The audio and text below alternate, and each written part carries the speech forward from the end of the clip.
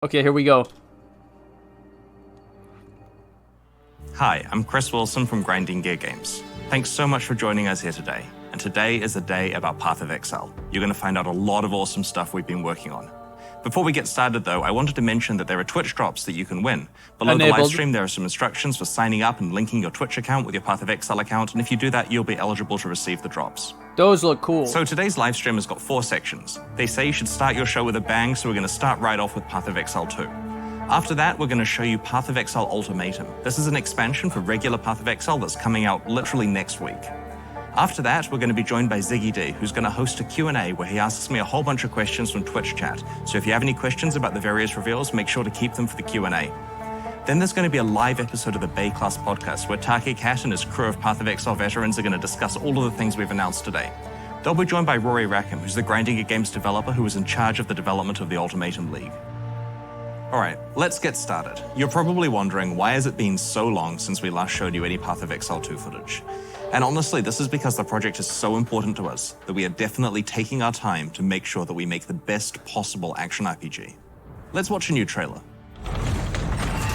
Yes. Here we go.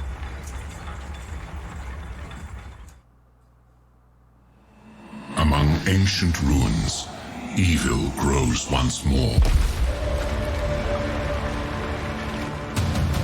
The seed of corruption advances, spreading dread and despair. We must give chase.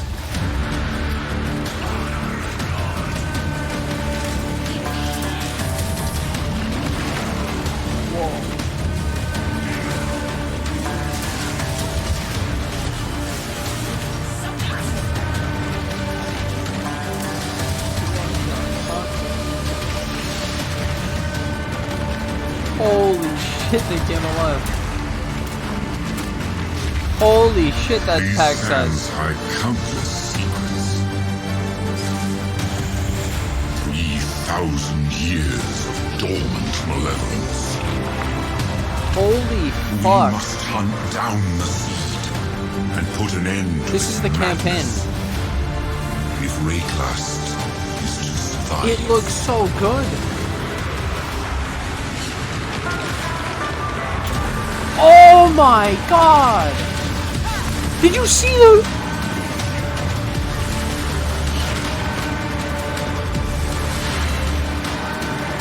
Ground slam. Ground slam. Ground slam. Path of Exile 2 trailer. That was a trailer for PoE 2. That you have to rewatch that like literally 15 times. There's every single scene. You just have to stop on it like a really picture. shows what we have achieved with Path of Exile 2. I am so proud of the efforts of the entire team in putting that together. At ExileCon, we announced that Path of Exile 2 is a true sequel to Path of Exile. So that means a new 7-act campaign. It means a whole new skill gem system, new items, new monsters, character classes. All the Ascendancy classes are completely new. It's got cutting-edge next-generation graphics, as you just saw. Basically, it's everything you would expect from a sequel to Path of Exile. But we're not just throwing away our legacy, we're embracing it. Both campaigns will be fully playable from within the same game client. You'll be able to play through the original Path of Exile storyline or the new Path of Exile 2 campaign on the way to the shared endgame. All of your old characters will still be playable, and of course, any microtransaction purchases you've made in Path of Exile will carry on to the sequel. At ExileCon, we introduced the dark forests of the island of Ogre, where you start your journey. Today, we're proud to showcase Path of Exile 2's second act, which takes place in the Vastiri Desert. This is huge. Welcome to Path of Exile 2's second act. As you saw in the trailer, Act 2 is centered around a caravan of Maraketh called the Ardura who live in the Vastiri Desert. You're chasing another caravan from an opposing tribe called the Faradun. There's a set of large ancient gates blocking the progress of the caravan through a desert pass, so you're being sent through the Traitor's Passage to unlock them. We shall wait here, Jingak. But the military carts have departed for the gates. Make haste! Path of Exile 2 is a lot more than just new acts. We want combat to feel both brutal and responsive, even at low levels. We're ensuring that each weapon type has unique and different mechanics. Each weapon class feels different to play, and today we're going to start by demonstrating the new Spear weapon class. Ooh. Spears are a weapon class favoring mobility with both melee and ranged attack options. To that end, each spear will grant you at least one mobility skill. In this case, the spear comes with both an engage and disengage skill. When you engage, it increases your melee damage for a short time, and that really encourages you to be mobile during combat.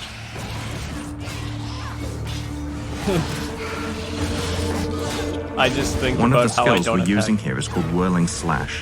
When you use Whirling Slash, it creates a sandstorm that grows in size each time you use the skill. When you leave the sandstorm, it explodes, dealing damage to nearby monsters. A great way to do that is to use the disengage skill, which makes you fly backwards and throw projectiles. What? A disengage skill? Mariketh robe? Is that in the game?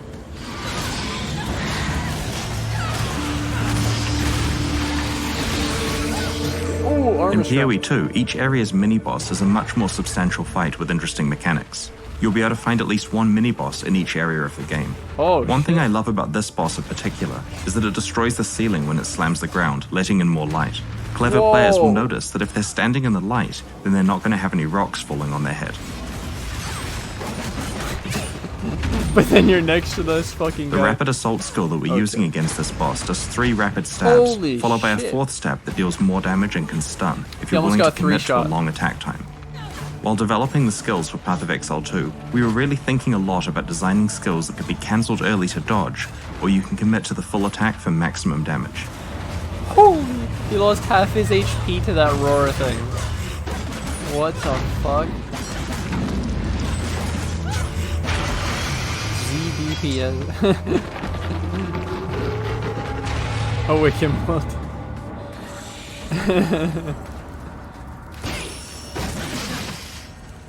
Can't disrupt the rhythm of combat. Spear's pretty cool. One of the skills we're using here is called Spear Field, which creates an area of spears coming out of the ground that impale monsters who walk into them, causing them to bleed. As the monsters move towards you, they take damage, so using your mobility skills as a way to move away from them is a great strategy here. It's a whole new In Path of Exile 2, we've invested a archetype. lot in our animation system.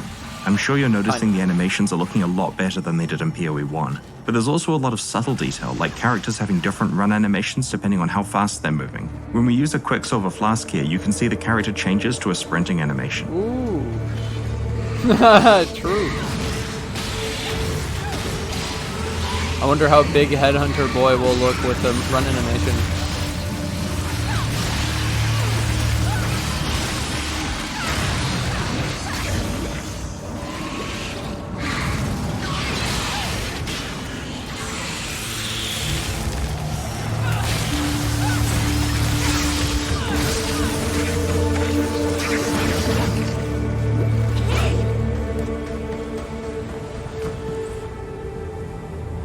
Ancient Gates. Now that we've arrived at the Ancient Gates, we're going to show you another of the new weapon classes in Path of Exile 2, crossbows.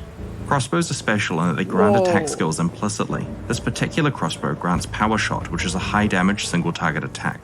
In order to modify what Power Shot does, you're going to need to equip bolt skill gems, which change the type of bolts that are loaded into the crossbow. Here we've got 3 different bolt skills that the character can switch between depending on the situation. Armor piercing bolts. Armor piercing. Incendiary bolts. Incendiary? Permafrost bolts can be used to disrupt packs of enemies to prevent them from closing in on your What? position. You can then follow up What? with armor-piercing bolts to do plenty of damage. Outsider, join me in battle. In this area, we're helping Asala, Ranging leader of the lead. Ardura, to open the ancient gates and let the caravan through.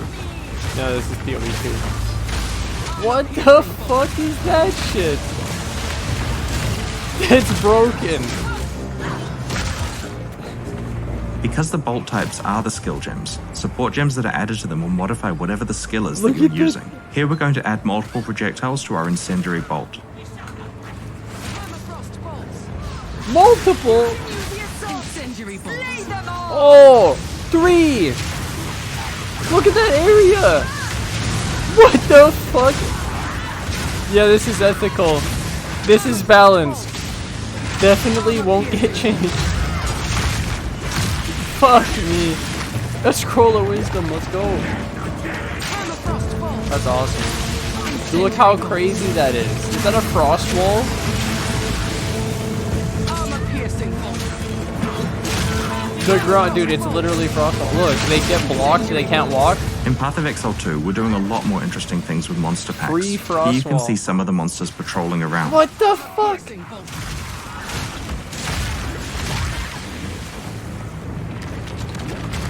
Whoa! Wait, that's an enemy? The enemy rolled down from the cliff? Holy shit. Those rocks blend in.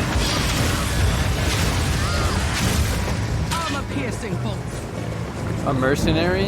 Oh shit. Oh shit, true.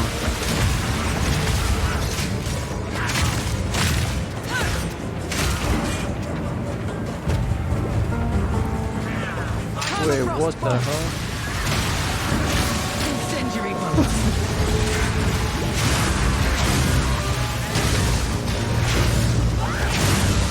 That fire is pretty cool. Pierce seems insane, and the frost seems insane, and the fire has AoE. Now we're coming to another example of a Path of Exile 2 mini-boss, La'im the Impaler. Whoa!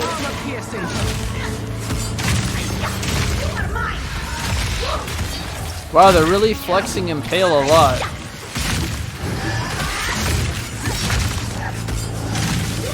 Incendiary bolts. Armor-piercing bolts. The boss has dropped another type of crossbow, a siege crossbow. This crossbow grants the siege cascade skill. Ooh. The skill is also modified depending on what type of bolts you're using. They just got the support gems. Permafrost bolts. I don't think you'd be switching all the time. Incendiary bolts. I think they were just trying to showcase all of them. You'd probably use 2. Onwards. Give these demons no quarter. Incendiary bolts. Oh! Orb the Valk!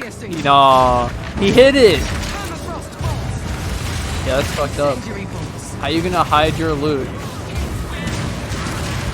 Wait! We Wait. tried to add a lot more little Where's details the- to combat wait, he in is Path of hiding Exile it. 2. You might notice that Why the is he monsters who showing die the while loot and then burning are hiding charred it? corpses.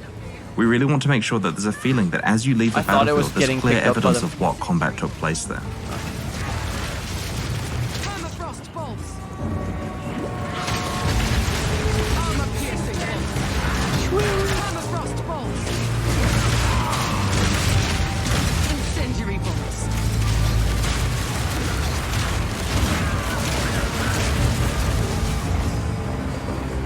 Armor-piercing bolts. This is crazy. Permafrost bolts. Incendiary bolts. Armor-piercing bolts. Incendiary bolts. Armor-piercing bolts. Permafrost bolts. Incendiary bolts.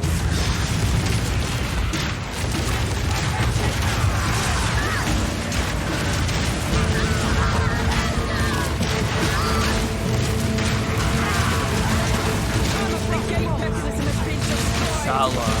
Incendiary bolts. Permafrost bolts. I'm tired of hearing the bolts thing. Incendiary bolts. It's putting me off. Permafrost bolts. Like, we get it, but Incendiary bolts. Armor-piercing bolts. just a bit. I was This is the thinking it perennial and people king, are the typing leader it, of the it's like, okay. Faradon. Here His we goal go. here is to prevent you from catching the caravan at any cost. Armor-piercing bolts. Outsider, we fight!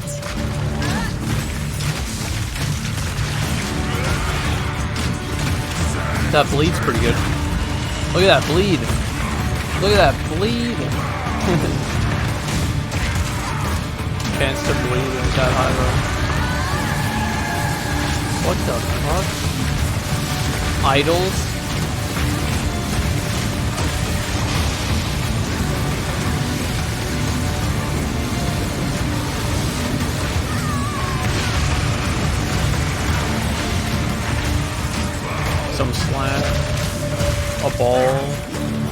Happy feet.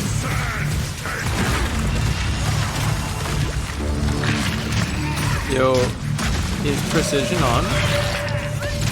We will finish this, but not today. Make haste! He must not escape! I like how, yeah, I said it, and then I also looked at my chat, and then it was said in my chat too. Quickly! He conjures the very sands against us! This looks so cool. I want to play. This madness has gone on long enough. The king is not the man I once knew. And sands swallow me if I do any more to enable him. You plan to continue your pursuit, yes? You will not catch him. Not without me. We cannot follow through the raging sands. Let us return to the caravan and question this defector. Wow. This All is the this Ardura so caravan, new. your town in All Act 2. new. Holy shit, it's a moving town. I am Asala, the Sekima of the Ardura. I care not where you came from, nor what caste you might have been there. All that matters is that you have shown yourself capable in battle, Jingak. Remain a friend to the Ardura, and you shall have nothing but respect from us. I just realized. From what your shade has told us, the situation is dire. This Balbalic will live or die based on her usefulness in pursuit of the seed of corruption.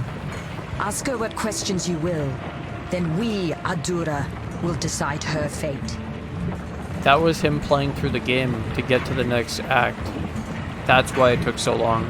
You need not It trust was me. barely about... You will see the truth of my information soon enough.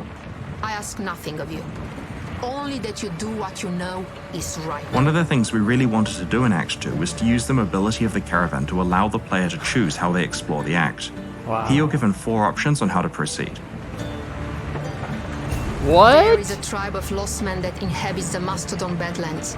They worship the bones of those long ago beasts, and that faith has given rise to powerful tasks that can somehow call on storms and strike enemies with lightning.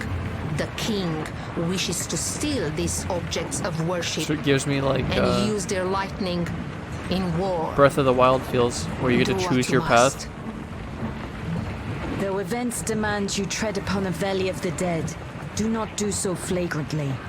Keep your presence light, cleanse what corruption you can, and we shall skirmish with the Faradun to protect your flank. Once you've picked your destination, the caravan will travel to that area and come to a stop so that you can disembark and go on your quest.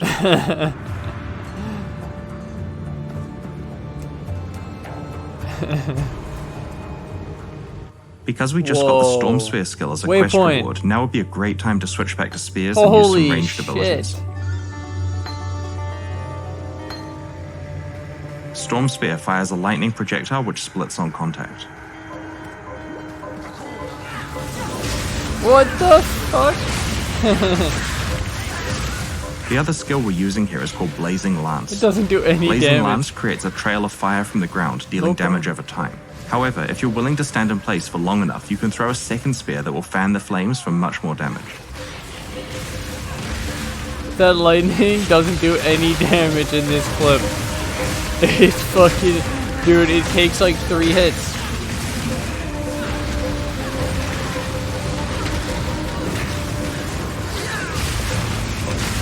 Arcbuster, true. Dude, that carry-on golem is fucking him up. We've just found a carry-on unique golems spear. are It's called OP Vevata's here Wind. too. This spear has an extra modifier that synergizes really well with Storm Spear. When you disengage, you get 2 additional projectiles on your projectile skills. That thing was fucking him up. They're the future. Carry-on golem is PoE 2?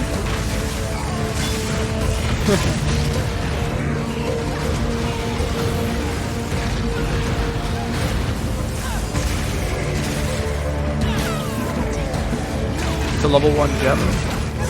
What did he just get?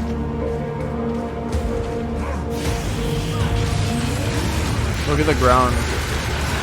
Impaling. Impale bleed.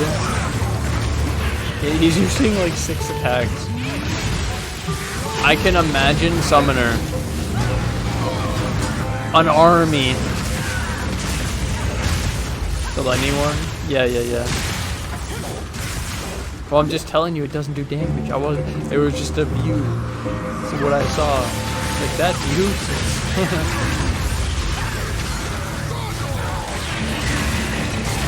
This looks cool. Anger. What is that thing called? Obsidian.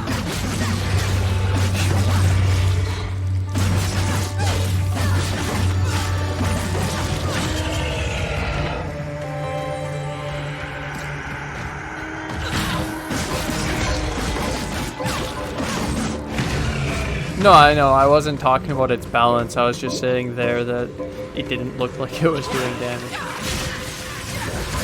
Oh, a carry-on golem. Carry-on reaper. Wait, is that new? Carry-on reaper. Yep. Oh, that's not a thing. Okay. We can summon that as a specter.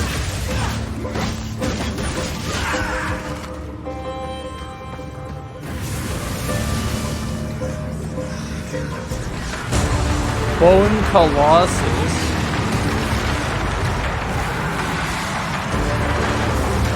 The Mastodon. Ow. He's getting fucked.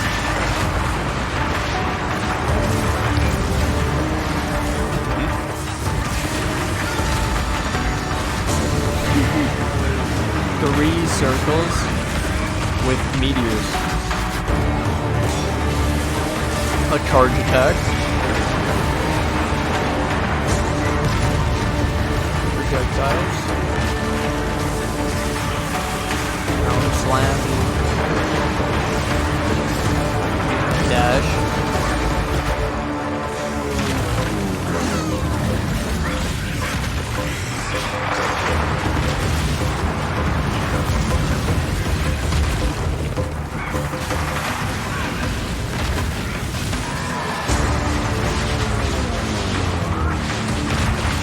Yeah, two. It's like his master. Death Lord of Black Ribbit. So this is Black Ribbit. And this is his pet, the Mastodon. In his Bone Coliseum. Crown Slam almost one-shotted him. Mastodon Tusk. That's a quest. Yeah, they just showed us the campaign, dude. Holy fuck. If you have any questions about what you just saw, we'll be doing a Q&A later on. While Path of Exile 2 definitely won't be released this year, we do have a Path of Exile expansion you can play 1 week from now. I'd like to introduce Path of Exile Ultimatum. This is 1 week? You only live once, Exile. What? There's another thing in there. It's not an axe. I was right. But it's like heist then. Yo, look at the thing on the top. Gloves. A ball? What's that one? What's that? It changed. A simple ultimatum. Leave with your life and a meager reward, or risk it all for a chance at ungodly riches. For each trial you accept, the challenge grows. But fail and leave with nothing.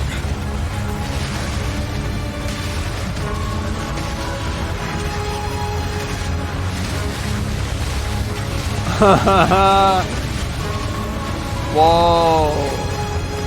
That's, whoa, so it's like a heist display case.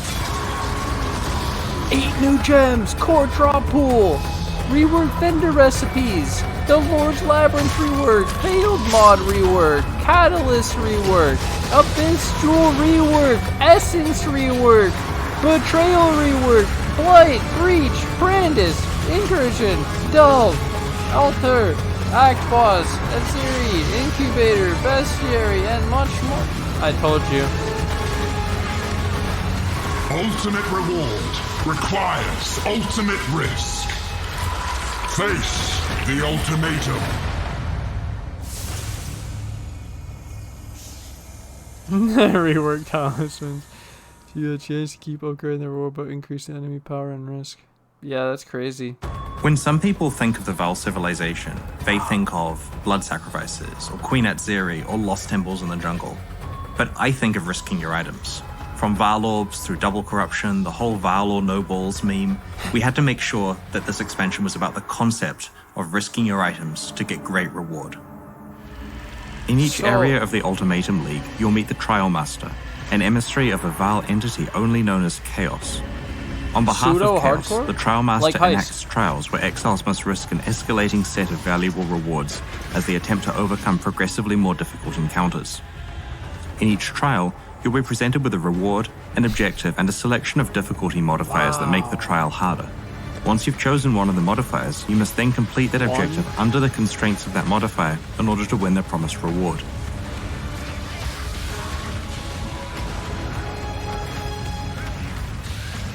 If you succeed in the challenge, the Trial Master will present you with an ultimatum. Either walk away with what you have earned so far, or risk it all to try to win additional rewards. He'll offer you another item if you can select an additional difficulty modifier and complete the challenge with both modifiers present. If you fail though, you'll lose both rewards and walk away with nothing. If you succeed, you'll be offered an additional reward in exchange for adding yet another difficulty modifier that stacks on top of the current ones.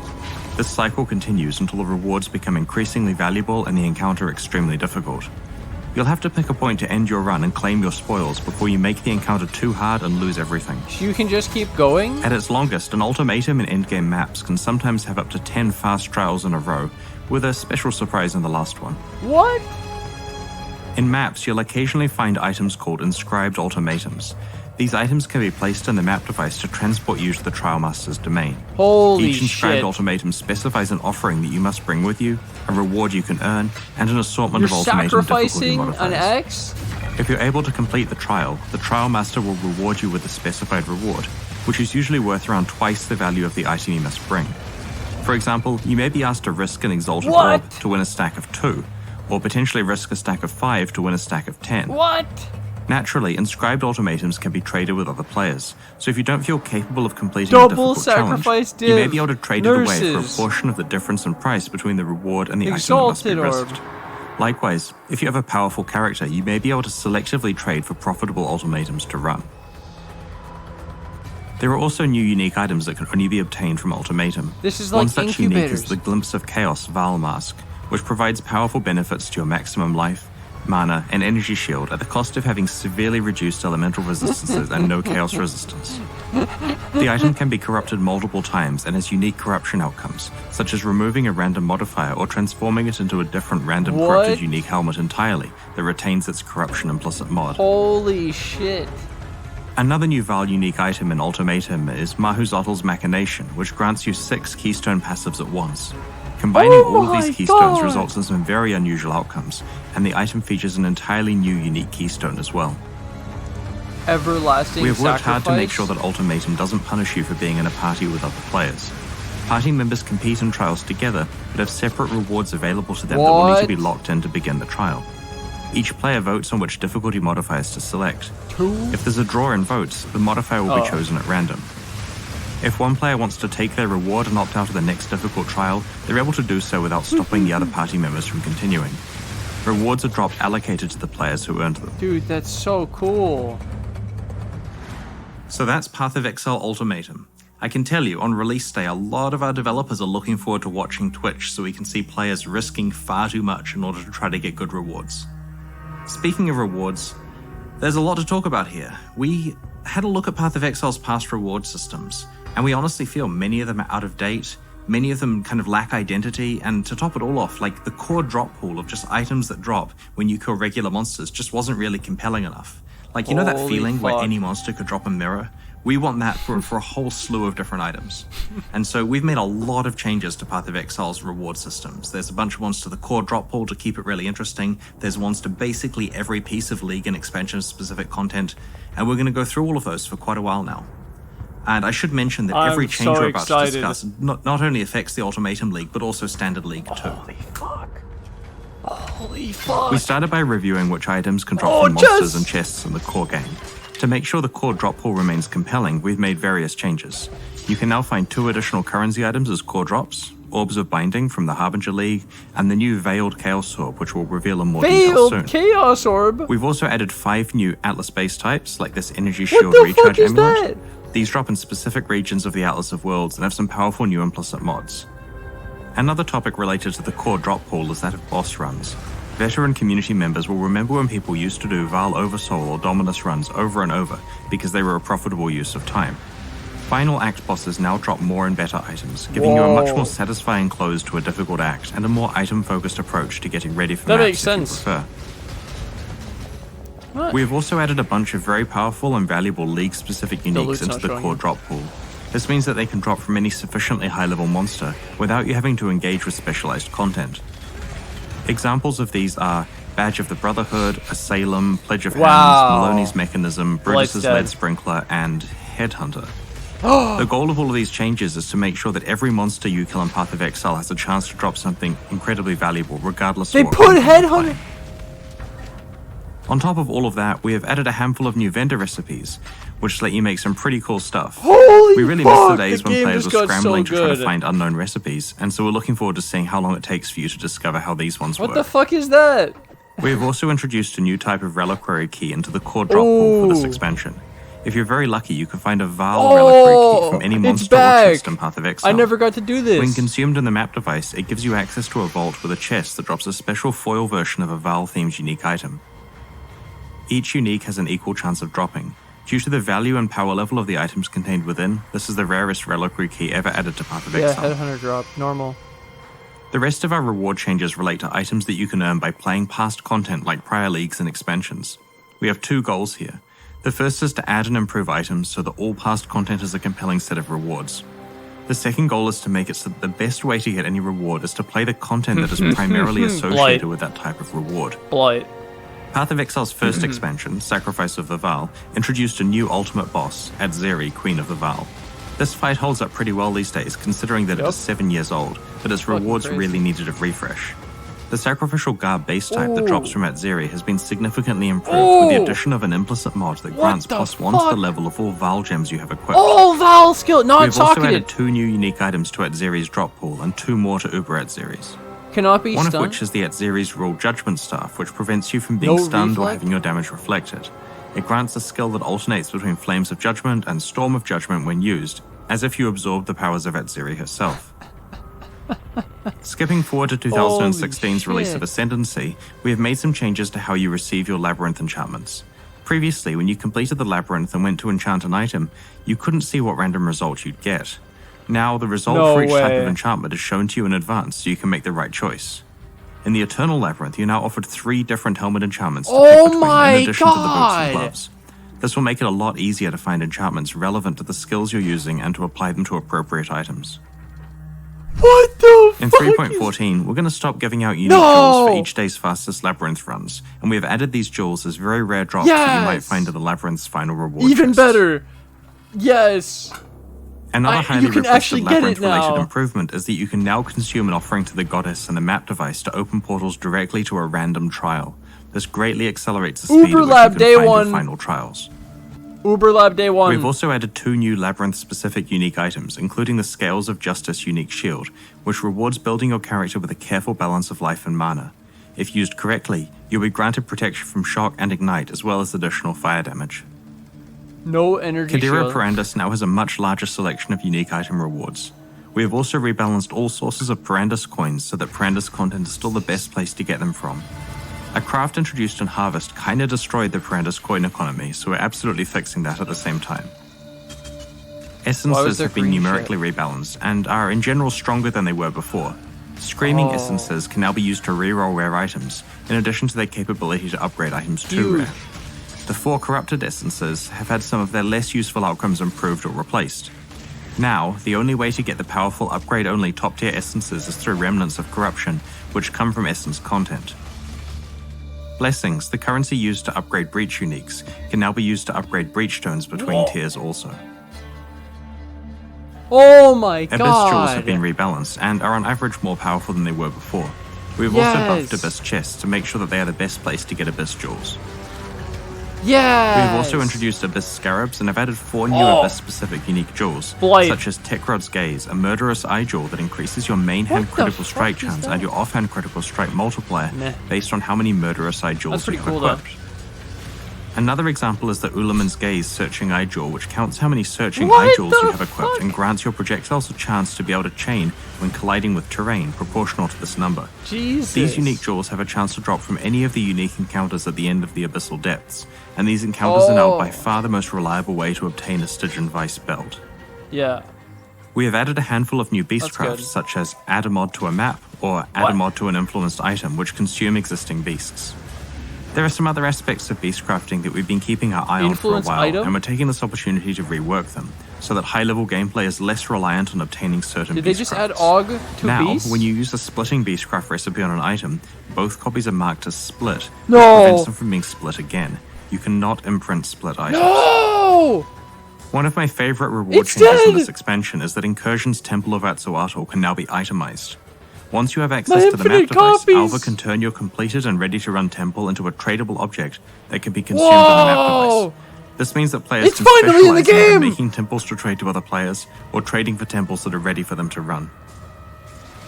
There have also been a lot of changes to the temple. As you may know, specific rooms in the Temple of Atsuatl can drop unique incursion items that can be later upgraded.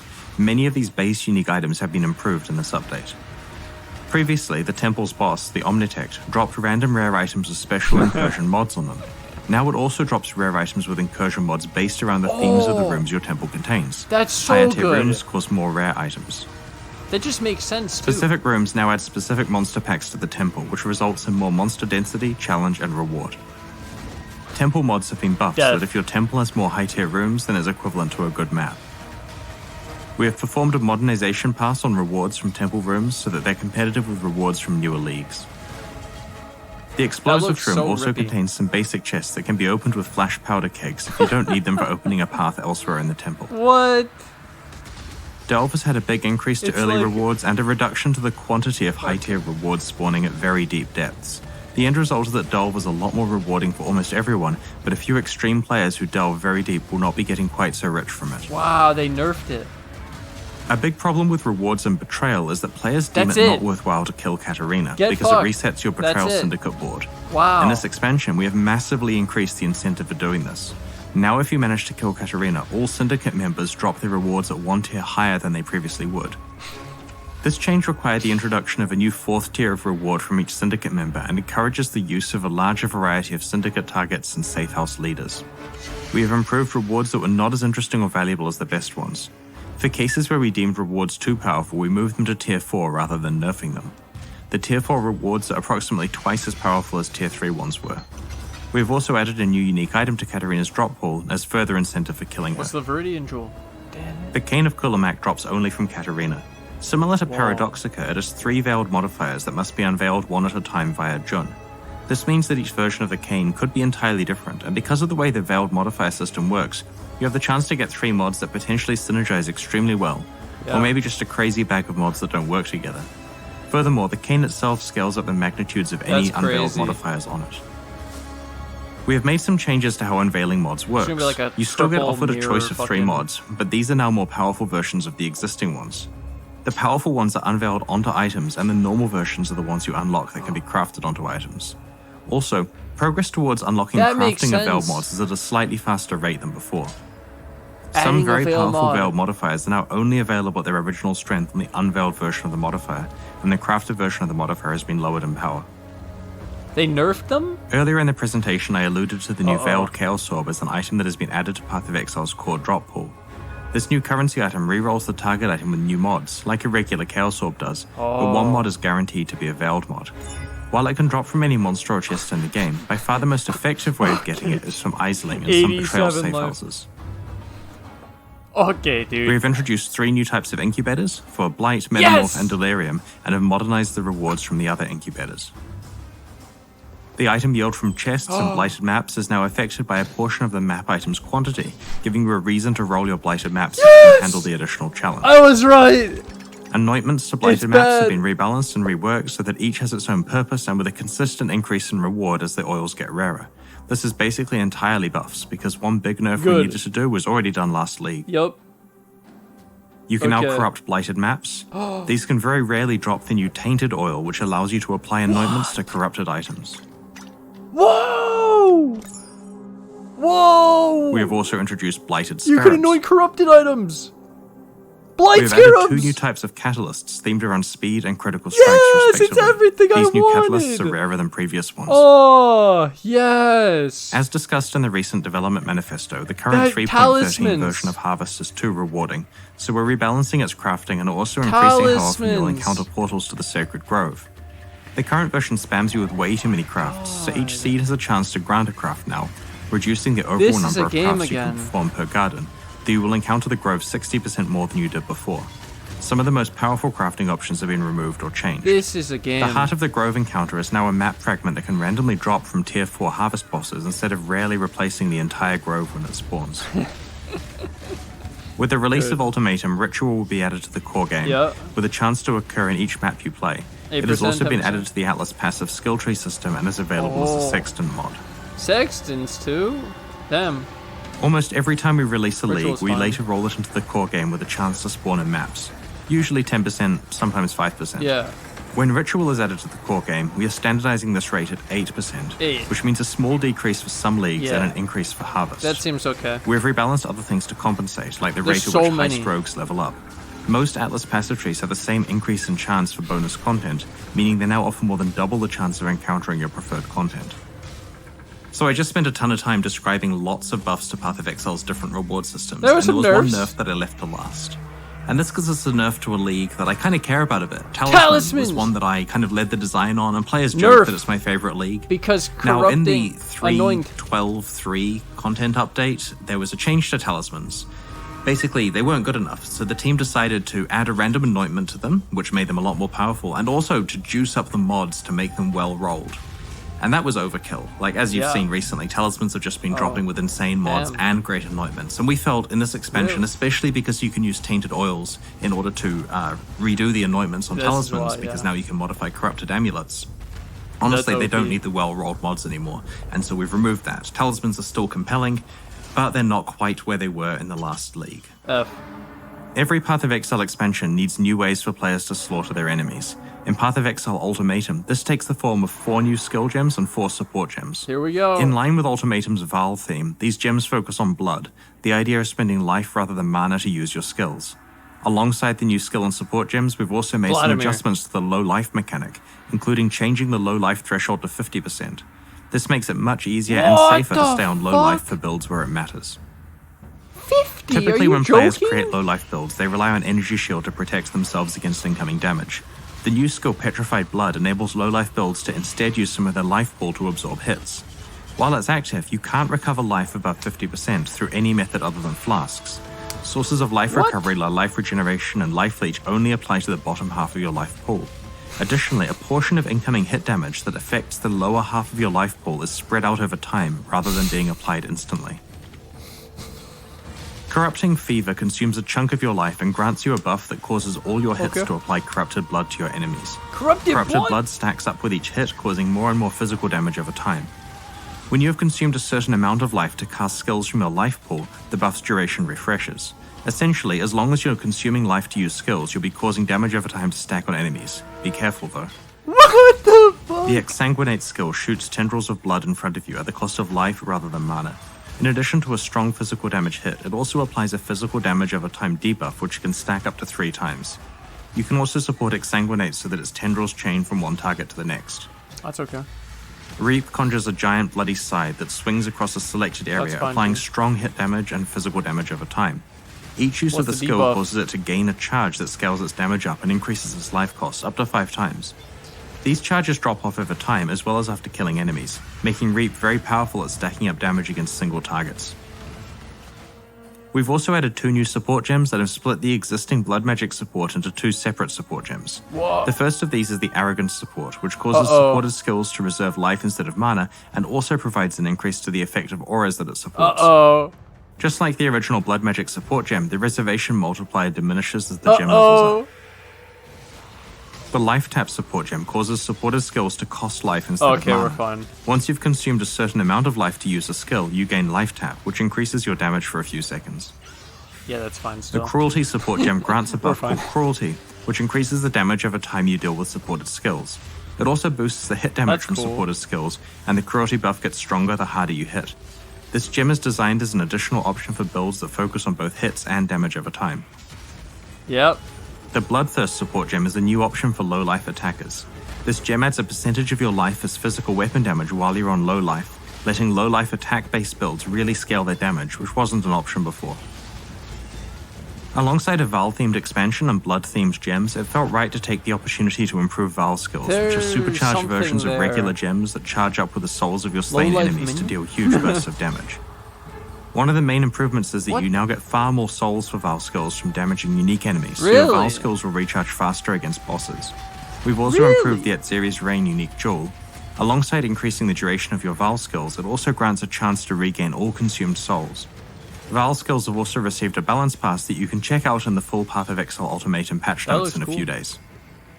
So we've covered most of the key That's components crazy. that make up Path of Exile Ultimatum. Keep an eye on the news over the next week as we reveal the finer details of what's coming.